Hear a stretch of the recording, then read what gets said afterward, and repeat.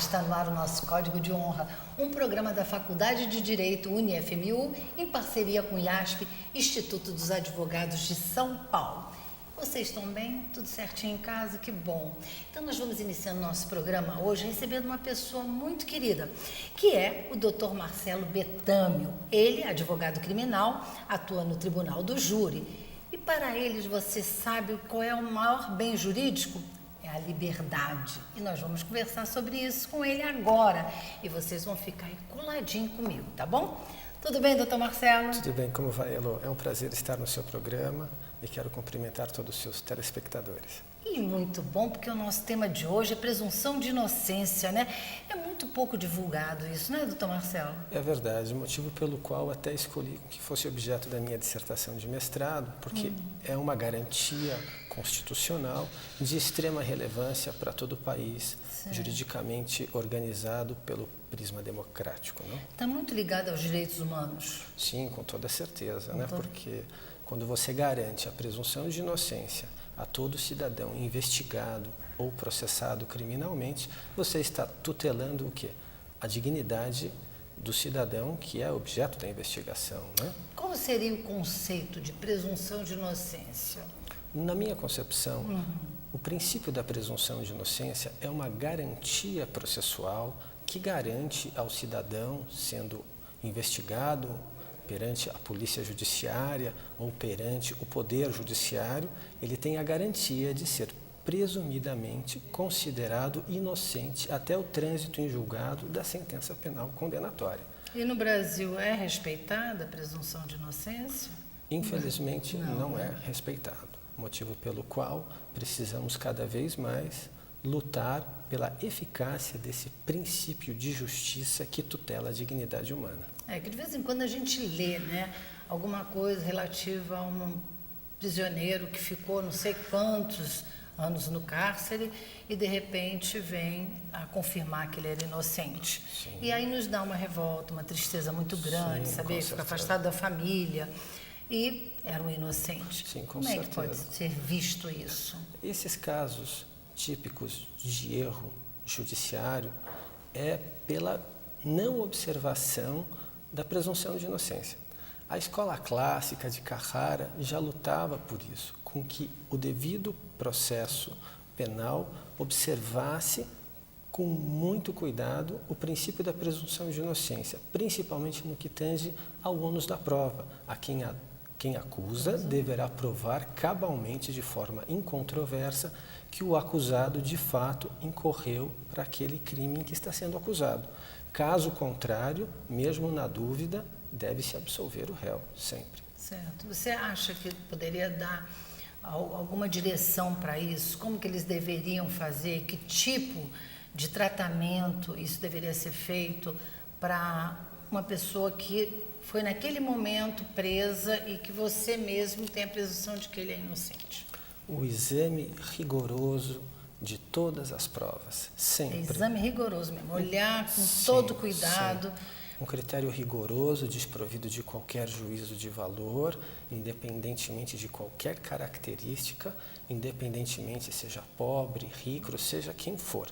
Precisa se analisar com toda liberdade a essência da prova.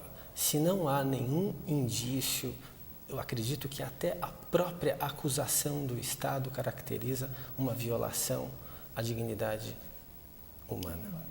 Agora, uma coisa que também a gente fica tentando lembrar, lei da mordaça. Que essa lei existiu, não existe mais. Infelizmente, esse apelido, diríamos Lei assim, da mordaça, né? que fora dada a ela, na verdade era um projeto de lei com um conteúdo que finalizava garantir o princípio da presunção de inocência no plano infraconstitucional. O que se visava essencialmente? Era obstar com que as autoridades, como por exemplo, juiz de direito, promotor de justiça ou autoridade policial, eventualmente desse alguma declaração referente às investigações para quê? Se tutelasse a dignidade do averiguado ou do jurisdicionado, no sentido de tutelar a presunção de inocência. Então, por exemplo, em casos muito polêmicos, como averiguando ontem no telejornal, eu, com devido respeito, vi um promotor de justiça fazendo declarações, literalmente condenando de forma incontroversa um empresário dono de uma casa noturna, como se fosse, de fato, responsável criminalmente pela imputação que o Estado ora faz. Você está citando naturalmente o Maroni, né? Sim, com certeza. E que tem uma casa, um hotel, Sim. e que pelas pessoas foi caracterizado como prostituição, uma casa de prostituição. Sim, mas me parece que até o momento, Lu, nada foi provado. Nada foi provado. E me gera, com devido respeito, uma certa resignação ao ver um promotor de justiça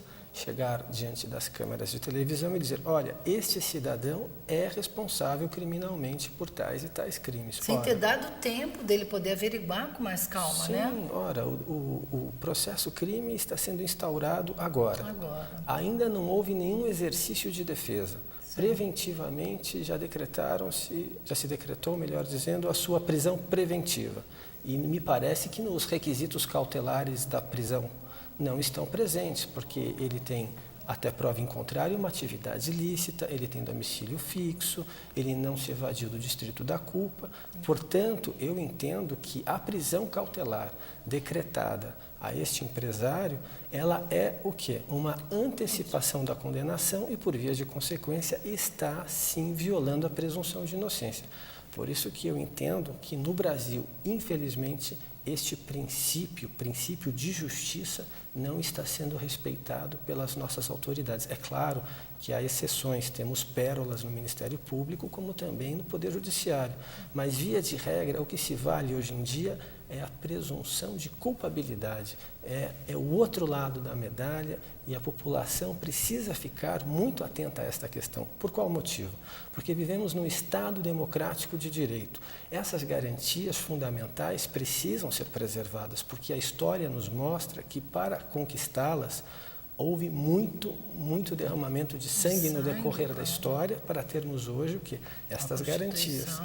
Todos nós podemos ser acusados de um suposto crime, porém a nossa dignidade, a nossa honra, o nosso maior valor, que é a nossa dignidade humana, precisa ser tutelada. Após o devido processo legal, o exercício da mais ampla defesa, aí sim, claro, é interesse público com que se divulgue um fato criminoso. Claro. Antes disso, se está violando a presunção de inocência. E a lei da mordaça... Está se precipitando para uma coisa que pode ser, de repente, um resultado diferenciado daquele que foi proposto, né? Com certeza. Essa é praticamente a qualidade do brasileiro. O brasileiro, ele é muito afoito para as coisas, eu sinto isso.